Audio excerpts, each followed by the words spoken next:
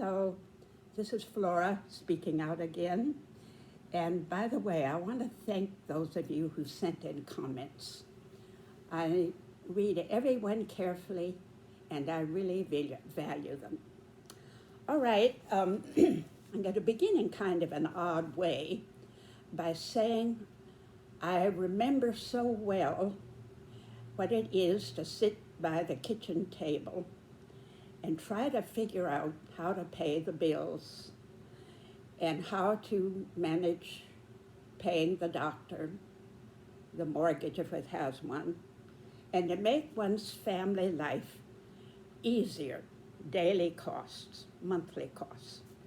I'm remembering vividly when the year 1954, when I first married, and my husband and I were living together on a monthly salary of $300. Now, of course, 71 years ago, 300 would go much, much further than it does today. For example, gas probably down, trying to remember, 35 cents a gallon. Dozen eggs, maybe 25 cents a dozen. A motel room was considered a bit expensive at $6. You could buy a pair of shoes, good leather shoes, for under $10. So 300 went farther than you'd realize. Nevertheless, by the time Christmas came and we'd paid our gas, our medical expenses, our food costs, our monthly rent for our apartment, my husband and I were down to $5 a piece to spend on each other. Of course, a Christmas tree was out of the question, but we did get a nice candle, and I bought him for $5 a pair of wool English-made socks. He bought me a pair of red quilted slippers. How vividly I remember those. So things eased up as the years went on, but up to even 15 years into our marriage, and now with 3 children, we were literally living from paycheck to paycheck with practically no savings. So I do remember it vividly, the feeling, how can I make daily life easier? And this is, of course, a valid question, a very important question. For some, it looms, and I can understand this, much larger than what's happening in the nation, what's happening in the world. And it's these concerns that got Trump elected. It's these concerns that got Hitler elected. Germany was in the middle of a terrible financial crisis. Unemployment was way over 25%. People were hungry. People were depressed. They felt their nation was no longer respected in the world, that other nations were ganging up against them. Then along comes this populist leader with a charismatic feeling about him, saying, I will bring your costs down. I will bring your bills down. I will see to it that your daily life is livable. And what's more, I will make our nation great again. So the world fears us as well as respects us. All right, he was elected, came to full power in 1933, and within months, the radical changes began. Civil rights cut down. Every public servant or politician in office had to swear. This includes the army as well, all the generals, everyone entering any kind of political appointment or any rank in the army had to swear loyalty to Hitler himself, personally. There were all kinds of slogans and songs about making Germany great again. He began to control the police, politicizing the army, the judges, the teachers. And of course, as every dictator knows, you have to have a scapegoat where the wrath of the people can be directed. It was, in his case, the Jews, of course. First, he took away their ability to advance professionally. Judges who were Jews, professors who were Jews were no longer appointed. Students got it much harder to finish their degrees if they were Jews. Those are the first steps. Then, later steps, he took away their citizenship. Then he began to send his stormtroopers out into the streets to round them up and put them in camps which no one was allowed to inspect. And you might never see your friends again or your family member. They were dragged out of cars, out of homes, out of workplaces, out of hospitals, out of churches, out of the streets. The strong boots out on those streets to take people away to unknown places. Racial profiling. Any kind of dissent. Does all this begin to sound familiar? We're there. Let me share with you a story I heard this past week, a true story of just a few days ago. The Episcopal Diocese of New York, the one in which the beautiful St. John the Divine Cathedral is located, had invited a South Korean woman Episcopal priest, actually the first ordained woman Episcopal priest in all of South Korea. They invited her over a few years ago to help minister to the Asian communities in the Episcopal Diocese. She came, bringing her teenage daughter with her, who finished high school in America and then enrolled in Purdue University. On July 31st, I think that was, July 31st it was, masked men got out of cars, hauled her off the streets of the university, this 20-year-old girl who had never done anything wrong, and took her off to places unknown. She was not allowed to see a lawyer. She was not allowed to see her mother. No one knew where she was. And she and her mother were on valid visas, the special kind given to clergy and religious leaders, open-ended as long as you were employed in a religious area. She had done nothing wrong, but she was out of sight, out of hearing for 4 horrible days, and no one knew where she was. And then they finally released her 4 days later, mainly because the students and faculty at Purdue University were so furious and so aroused they were beginning to organize street massive protests. So they let the girl go after 4 dreadful days. I saw on the news how she looked totally traumatized, and her wonderful mother also.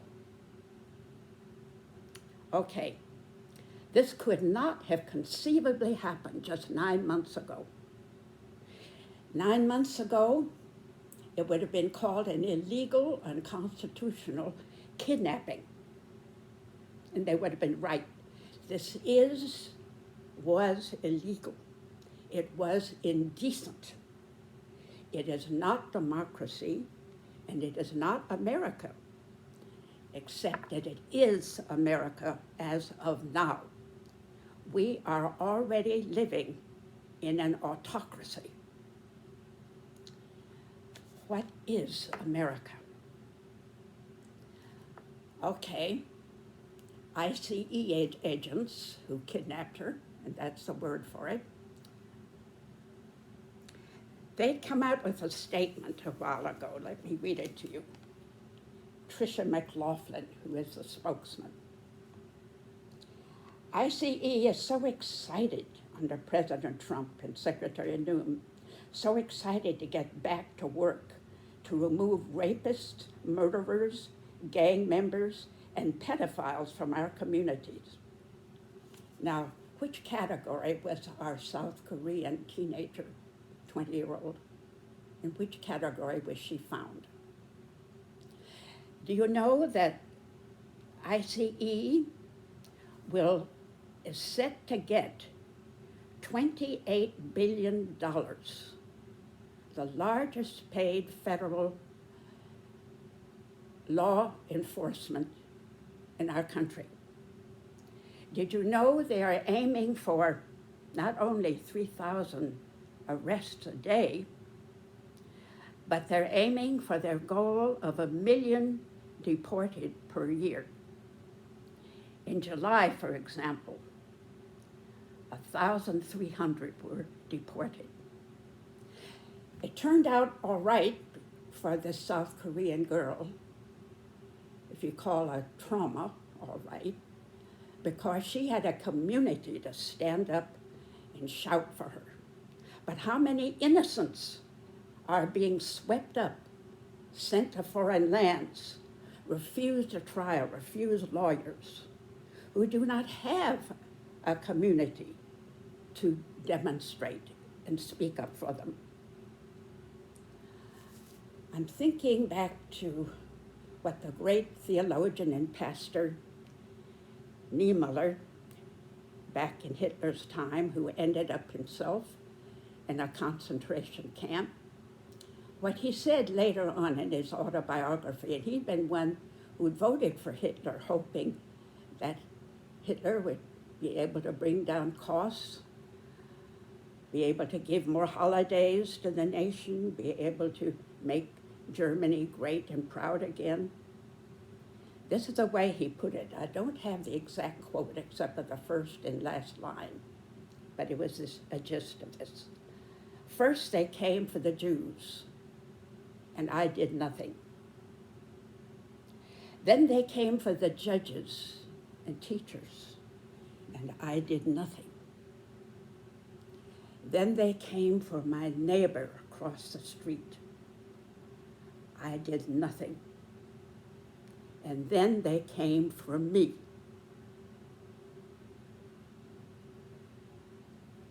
Back in the early 40s, Sinclair Lewis wrote a book with the title, It Can't Happen Here. A satire, but also a grim review of possibilities in the days when we Americans were saying smugly, oh, those fascists, those Nazis, could never happen here. It is happening here. In front of our eyes, the boots, stormtroopers on our streets, breaking car windows, literally wrestling people to the ground, handcuffing them without any charges being made, hauling them out of hospitals, workplaces, churches, streets, campuses, taken off to parts unknown. For 24 hours, ICE was being offered bonuses to the members if how quickly they could get people deported. And then 24 hours later, that was taken off. And said, oh, no, we would never do that kind of thing. They did for 24 hours. It is happening quickly, and it is happening savagely. Is our citizenship a protection? Not necessarily. Trump is already trying every way he can to stop the citizenship of the nationally born people. He's already talking out loud about taking citizenship away from leading dissenters and having them deported. I'm having hope. It is not too late. It is already on the way. This is America as she is now. But I take hope in the number of powerful, courageous federal judges coming out against racial profiling, coming out against deporting people without trials. I'm taking hope in the number of loud town halls. Did you know the fascist symbol, we saw it the year in 1938-39 when the family was in Europe and we visited Italy, where Jews were also being dragged off the street and sent away. The symbol of Italian fascism was a bundle of sticks tied together. How much stronger it is if the nation is united, tied together. In fact, the word fascist comes from the Latin word of sticks together. You can break one stick, a bundle you can't. They believed in a unified nation under one dictator who would eventually overcome the world. In fact, Hitler would scream the slogan, one folk, one people, one nation, one leader. We have something similar to that. One nation under God, indivisible. But we have a line added with liberty and justice for all. Let me give you an image better than the fascist bundle tied together of dried sticks. In the redwood forests, the forest groves, the roots entwine together. They spread out widely. They entwine with other roots and become so strong that both the old trees and the young trees together, with their roots intertwined, living roots, giving nurture as well as taking it in, giving out oxygen to the atmosphere, living roots that make them so much stronger in lightning bolts and storms. Let's our roots intertwine with one another, with liberty and justice for all. Thank you for being here.